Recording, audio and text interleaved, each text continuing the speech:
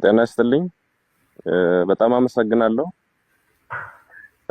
ከመነሻው መልእክቴንም ማስተላልፈው በድካምና በጉንፋን ጫና ስር ሆኜ ስለሆነ አንዳንድ ምቾት የሚነሱ ነገሮች ቢፈጠሩ ወይ ቢታዩ ከወዲሁ ይቅርታ ጠይቃለሁ። እጅግ በጣም አመሰግናለሁ።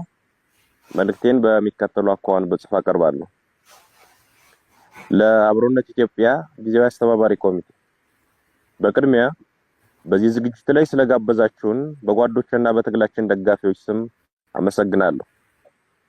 የአብይ አህመድን አገዛዝ ለመታገል እንድንገደድ ያደረገን ራሱ ግለሰቡና እርሱ የመሰረተው የግድያ የዝርፊያና የዘር ፍጅት መዋቅር ነው።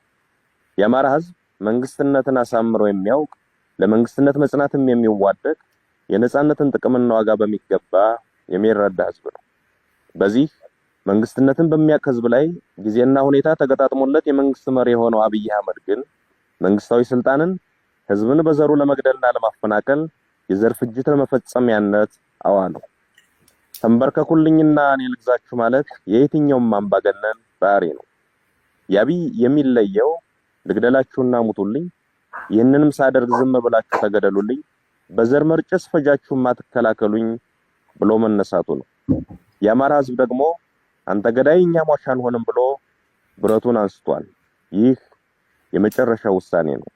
ከዚያ በፊት ህዝባችን ይህ ደም መፋሰስ ሳይመጣ የአብይ አህመድ አገዛዝ የአማራ ህዝብ ላይ የሚያደርሰው በደልና መፈናቀል፣ ጥቃትና ክፋት እንዲያቆም በሁሉም የክልሉ ዋና ዋና ከተሞች በሰልፍ ጠይቋል።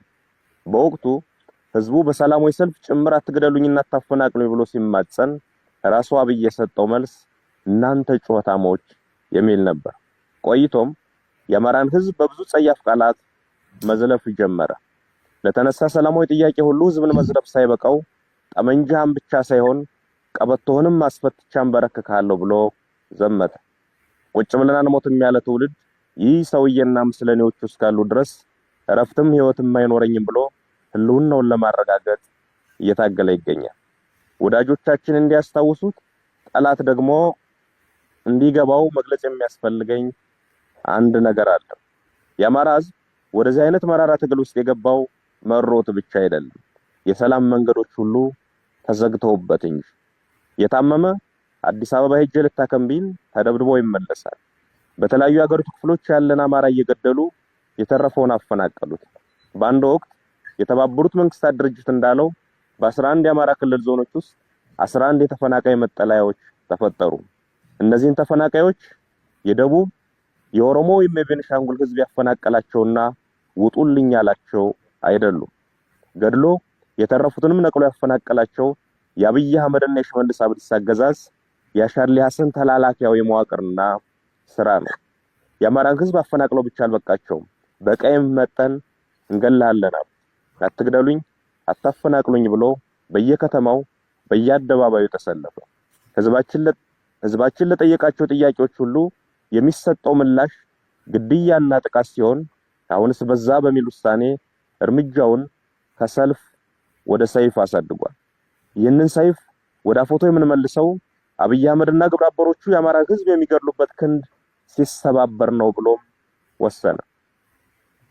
የአማራ ህዝብ አንገት ደፍቶ እንዲኖር የሚፈልግ ኃይል ሁሉ መጀመሪያ እርሱ ራሱ ይደፋል ወይም ይደፋል ብሎ አፈሙዙን ወደ ጥላቶቹ አዙሯል። እናም ሰላም ይምጣ የሚለውን አጀንዳ የአማራ ህዝብ ገና ከማለዳው ሲጠይቀው የነበረና ጥቅሜና ፍላጎቴም የሚከበረው በዚህ መንገድ ብቻ ነው ብሎ የሚያምን እንጂ ፈልጎት ወደ ውጊያ የገባ አይደለም። ተገዶ የገባበትን ትግል እያካሄደ ያለው ሰላምን ለማጽናትና ለማምጣት በሚወዳት ሀገር ውስጥ በሰላምና ከሚወዳቸው ኢትዮጵያውያን ወገኖቹ ጋር እንደ ልማዱ በትብብርና በህብረት ለመኖር ነው። ሰላም ስትራቴጂካዊ ግባችን ነው።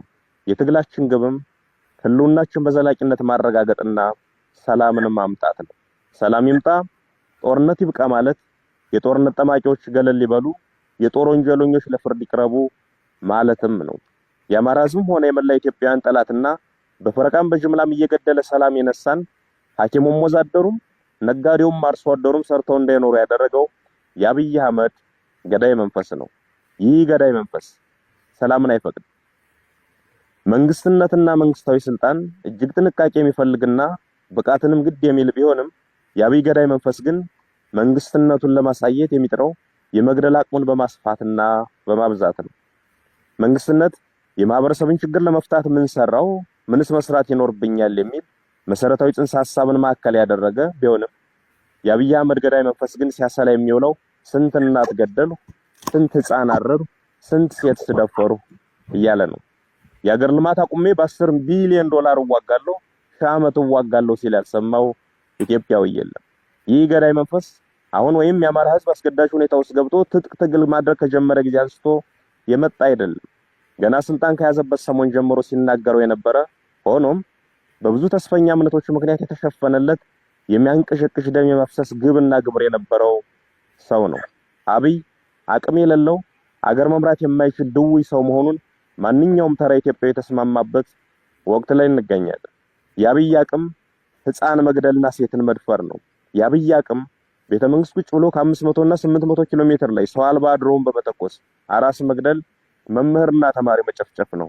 የአብይ አቅም የድሃ ልጅ እያስገደዱ ወደ ጦር ሜዳ እየላኩ መማገር ነው። አብይ አንድ ግራም ፖለቲካዊ ዕውቀትና እንጥፍጣፊ ወታደራዊ ችሎታ የሌለው ሰው መሆኑን ለማወቅ ባለፉት ዓመታት ያካሄዳቸውን ጦርነቶች ኦዲት ማድረግ በቂ ነው።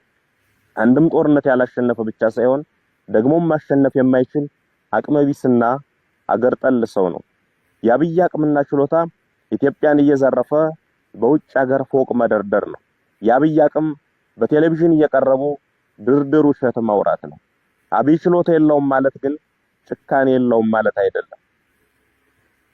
ጭካኔውን ልጆቻቸው በወታደሮች እንዲደፈሩ ትዕዛዝ ሲሰጥ የሰሙ እናቶች፣ ወንድሟ አጠገቧ ሲረሽን ያስተዋለች፣ በድሮን ሙሉ ቤተሰቡን ያጣ ቤተዘመድ፣ በመድፍ ቤተክርስቲያኑና መስጂዱ የወደመበት ምዕመን ብቻ ሳይሆን የትኛውም የገጠርና የከተማ ሰው አይቶታል።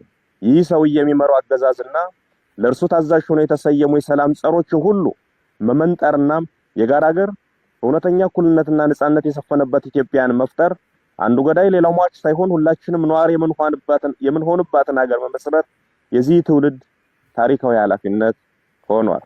የአማራ ህዝብ ይህንን ትግል የሚያደርገው ጦርነትን ለማቆምና ሰላምን ለማምጣት እውነተኛ ፍትህ በማስፈን የእልቂትን ምዕራፍ ለመቋጨት ነው። የአብይ አቅም መግደል ነውና የመግደያ በትሮቹን አስጥሎ ህዝብ በሌሊትም በተኛበት ቀንም በዋለበት እገደላለሁ የማይልበትን ሁኔታ ለመፍጠር ነው። በዚህ አገዛዝ ያልተገደለና ያልተበደለ ህዝብ የለም ብለን እናምናለን። ከዚህ በኋላ ባለችው ኢትዮጵያ ውስጥም አንዱ ተንበርካኪ ሌላው አንበርካኪ የሚሆንበት መንገድ መኖር የለበትም ብለንም እናምናለን። ሰዎችም በሙያቸው፣ በማንነታቸው፣ በሃይማኖታቸውም፣ በጾታቸውም በፈረቃና በተናጠል የሚገድለው የሚያስረውና የሚያፈናቅለው የአብይ አህመድና የምስለኔዎቹ ስብስብ በስልጣን ላይ እስካለ ድረስም የትኛውም ህዝብ ሰላም ያገኛል ማለት አይቻልም። እንደዛም አናምንም። በመሆኑም የጎንዮሽ አለመግባባቶችን እየፈታን ዋናው ሰላማችን ጦት ዘበኛ የሆነውን አገዛዝ ለማስወገድ በሁሉም አይነት መንገድ መናበብና መነጋገር ያለብን ወቅት ላይ እንደምንገኝ ማስታወስ ያስፈልገናል። ይህ ግለሰብና ሎሌዎቹ አገሪቱን ይጠሏታል። የእያንዳንዳችንን ህይወት ማሳጣት ሲያቅታቸው አገር አሳጥተውን እነርሱ ወዳዘጋጁት አገር መፈርጠጣቸው አይቀርም። ያ ከመሆኑ በፊት የአንዳችን ቁስል ለሌላችን ህመም ሆኖ አንዳችን ለሌላችን ደራሽ ሆነን ተባብረን ይህን አገዛዝ ለማስወገድ መናበብና የጋራ ግንባር ለመፍጠር መሽኮርመም የለብንም። የኢትዮጵያን ፖለቲካ ኃይሎች ገድዬ አሰሬና ከፋፍዬ ጨርሻለሁ የሚለውን የአብይ አህመድን እብሪት በመተባበርና በመነጋገር አንድ ሀገርና አንድ የጋራ ጠላት አለን በሚል መንፈስ በመረባረብ ማሳየት መታገል ይኖርብናል። አብሮነታችን መጀመር ያለበትም ከዚህ ነው።